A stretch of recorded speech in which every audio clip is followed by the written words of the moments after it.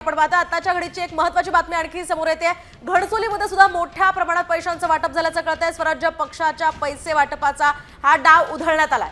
घणसोलीमध्ये मोठ्या प्रमाणात पैशांचं वाटप झालेलं आहे।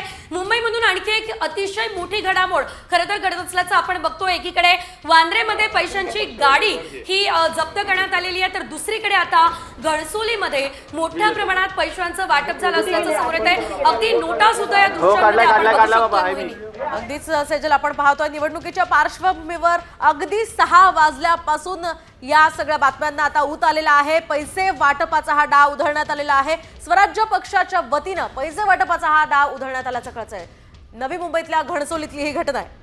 निश्चितच मोहिनी, आपण जर बघितलं तर अगदी पहाटेपासूनच पैसे वाटण्याच्या घटना समोर येत आहे।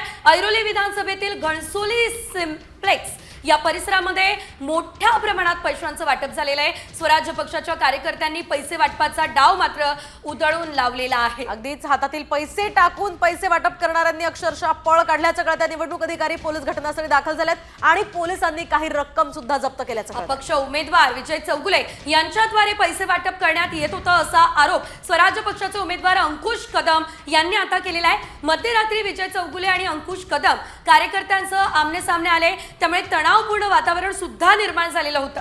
अगदीच पोलिसांनी मध्यस्थी केल्यामुळे हे वातावरण आता चिघळण्यापासून थांबलेलं आहे। मात्र या सगळ्या पार्श्वभूमीवर आता निवडणूक आयोग कशा पद्धतीने काम करणार आहे ते पाहणं अतिशय उत्सुकाचे। आपण या दृश्यांच्या माध्यमातून पाहू शकतो कशा पद्धतीने हा राडा झालेला आहे। अक्षरशः हातातले पैसे टाकून हे जे पैसे वाटणारे होते ते पळाले।